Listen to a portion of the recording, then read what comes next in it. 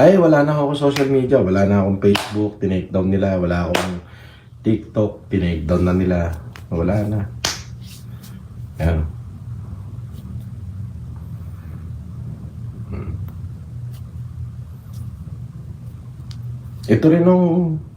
Ito rin YouTube. Pinilit ko nilang i-take down. Nanalo lang ako sa apila.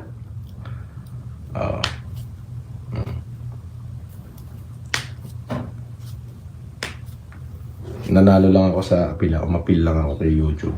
Kaya hindi yung na-take down to.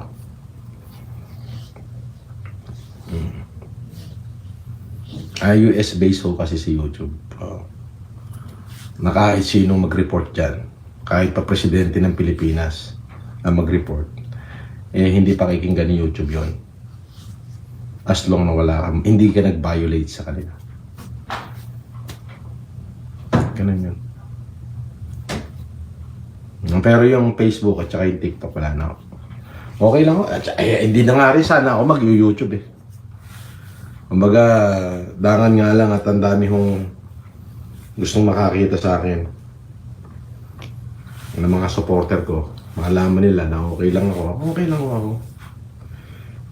At syempre, haharapin naman natin lahat ng mga kung ano man yung pagsubok.